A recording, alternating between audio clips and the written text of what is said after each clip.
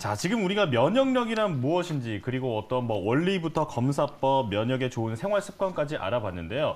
자, 그런데 우리가 면역에 관심을 갖게 된 계기가 바로 바이러스 때문이잖아요. 맞아요. 네, 이 바이러스 조금 전에 뭐 항원이라고도 간략하게 설명을 해주셨는데 이 바이러스의 정체가 뭔지 자세히 설명해 주시죠. 예, 바이러스. 제가 고등학교 1학년 때 생물 시간에 처음으로 바이러스라는 말을 들었어요. 그다음에 네. 바이러스라는 걸 비루스라 그랬습니다. 아, 저는 옛날에는요? 처음에는 듣고 이게 뭐 비닐인가 그랬어요. 아, 네. 네. 근데 비닐로, 이게, 네. 그러니까 우리말로 하다 보니까 바이러스를 이제 비루스라고 표현했는데 네. 그때 비루스가 정의가 뭔가 봤더니 생물도 무생물도 아닌 것. 아, 예. 그게 뭐예요? 예, 네. 생물도 아니고 무생물. 굉장히 아주 크기도 작고 결국은 오. 바이러스의 특징은 뭐냐면 혼자는 생활할 수 없는 거예요. 아. 다른 살아있는 세포에 들어가야지만 자기 복제가 가능한 겁니다. 네. 그래서 바이러스라고 하는 말의 어원은 라틴 말로 톡신, 즉 독이라고 하는 뜻이라고 해요. 그래서 이거의 주 특징, 가장 큰 바이러스의 무기는 자기 복제 능력이 어마어마하다. 아, 네. 또 하나의 특징은 저기 뾰족뾰족하게 나온 저 모습에서 보듯이 변이를 너무너무 잘 일으켜요. 아. 자기 변신의 귀재입니다. 예. 네. 그렇기 때문에 지금 우리가 기생충도 어느 정도 박멸을 했고요.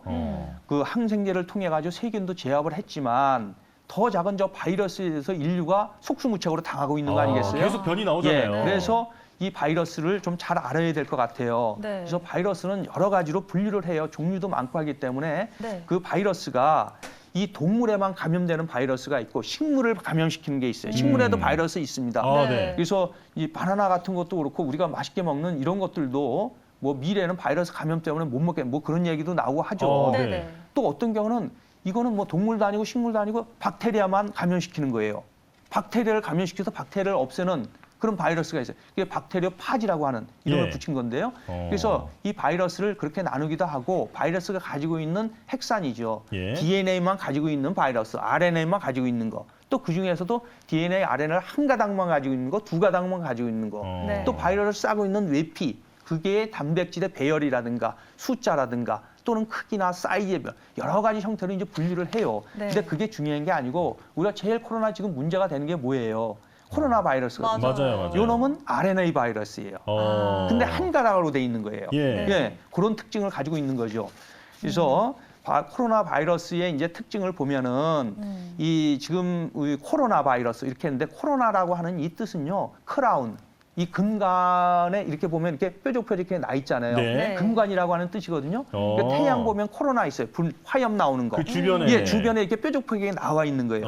네. 그래서 이 코로나 바이러스에는 우리가 잘 아시는 바와 마찬가지로 2002년도에 중국의 광둥성에서 사양 고양이나 뱀이나 또는 이 청갑산에서 기생하고 있던 이 코로나 바이러스가 그 유명한 사스가 이때 코로나 바이러스가 되는 거예요. 아, 사스도. 네. 예.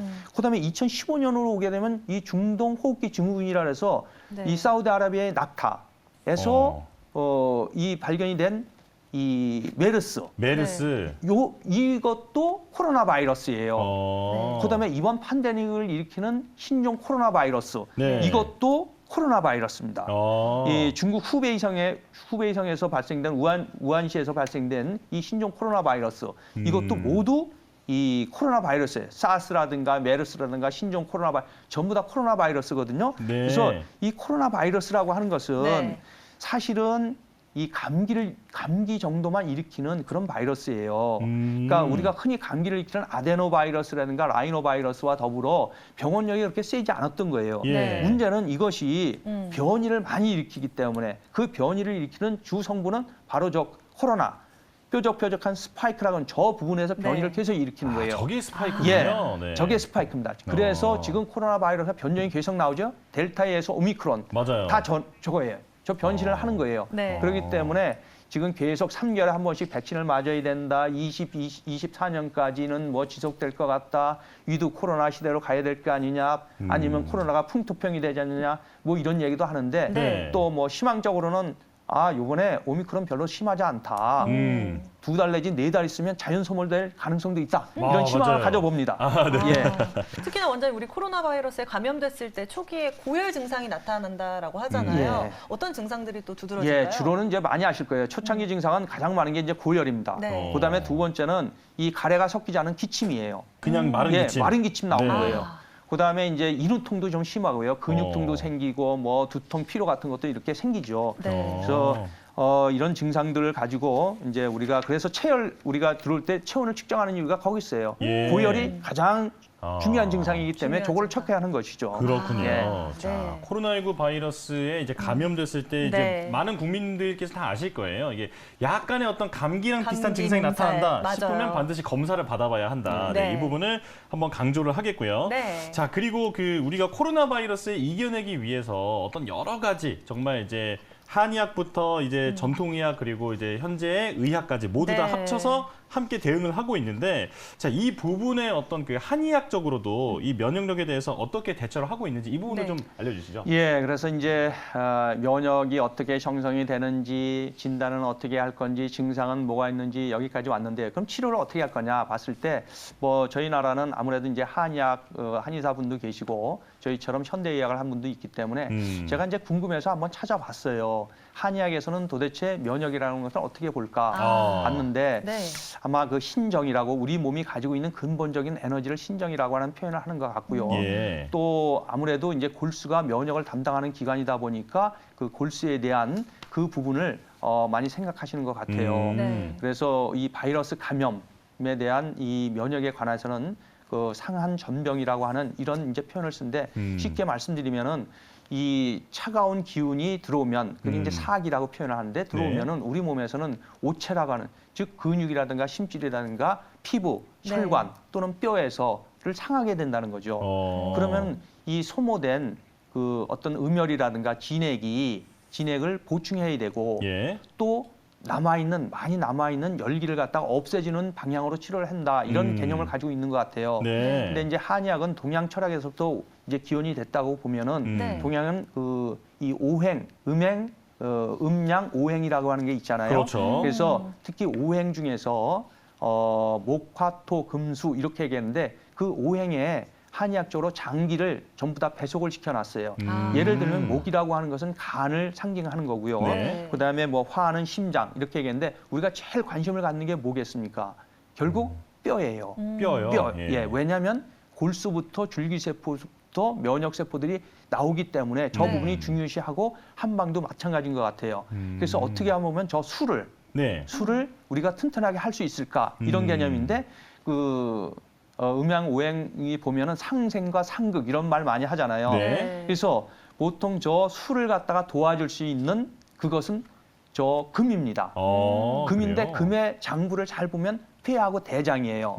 폐하고 대장이 튼튼해야지만 저 골수를 튼튼하게 할 수 있다는 상생관계에 있거든요. 네. 그러면 아까 제가 말씀드렸잖아요. 면역세포의 대부분은 장에 있기 때문에 대장 기능이 떨어지면 되겠습니까? 아닌 거예요. 그렇죠. 네. 아닌 거예요.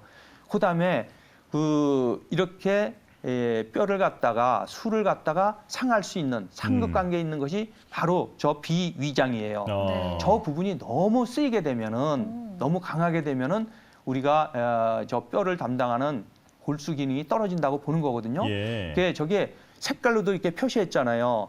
목, 화, 토, 금, 수 이렇게 들어가는데 봄, 여름, 가을, 겨울 이렇습니다. 색깔도 보면은 저렇게 파라요. 네. 겨울이 되면 저렇게 시커멓게 됩니다. 네. 그래서 저 열기라고 하는 거거든요. 저 열기가 너무 세면은 결국은 금을 겨울이 안 온다는 거예요. 그래서 색깔도 저렇기 때문에 상생 상극 관계에서 잘 보면은 노란 색깔 네. 비장이나 위장 계통이 우리가 저거를 상극을 할 수 있기 때문에 좀 뭐 여담이지만 노란 색깔 별로 안 좋죠. 예, 폐나 이런 거에는 저게 이제 흰색입니다. 예. 그래서 저도 이제 하얀색을 입었는데 그다음에 검은색. 네. 네. 그래서 뭐 저는 옷도 가급적이면 검정이나 흰색 도움이 될 수 있다고 생각이 되는데 하여튼 네. 여담으로 말씀드린 거예요. 예. 그렇게 보고 또 치료도 저 오행에 입각한 뭐 오행침이라든가 팔체질침이라든가 네. 뭐 이런 걸 쓰기도 하고 또 약침도 좀 쓰는 것 같아요. 네. 그다음에 이제 제가 좀 관심 있게 본 것은 한약인데요. 네. 청패 배독탕이라고 하는 이런 이 방제가 있는 것 같아요. 여러 가지 네. 저 한약재를 해서 저 배독탕을 만드는데 저것이 나름대로 어떤 그 근거가 있고 연구한 논문도 있고 네. 이렇게 있는 것 같아요. 네. 뭐 아마 이제 전문 한의사 선생님이 이제 판단을 하시겠지만 도움이 될 수 있는 것 같습니다. 예. 그러면 우리 이제 한의학적인 개념을 놓고 현대의학적으로는 어떻게 이 면역을 높이고 치료할 것인가 이렇게 봤을 때 네. 제일 중요한 것이 백신입니다. 백신. 예, 백신은 네. 아까 말씀드린 그 항체를 만드는 거거든요. 예. 그 항체를 만드는 건 세포 면역을 통해서 능동 면역을 통해서 얻는 과정이고요.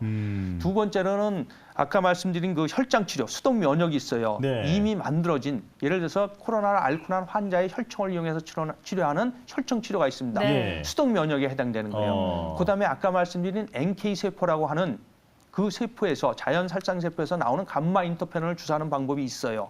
예, 그건 선천 면역을 강조하는 겁니다. 또 하나는 아까 흉선이라고 하는 그 부분에서 네. 흉선이라고 하는 그 부분에서 알파 사이모신 알파 1이라고 하는 그 물질이 있는데 그 물질을 주사하는 방법이 있어요. 네. 즉 체액성 면역과 세포 면역을 동시에 올려줄 수 있는 방법이고요. 또 하나는 요즘 뭐 이제 처방 시작됐죠. 화이자사의 그 뭡니까 팍슬로비드요? 팍슬로비드 네. 또는 머크사의 몰루피드 비르라고 하는 이런 약물도 이제 쓸 수가 있겠고요. 예.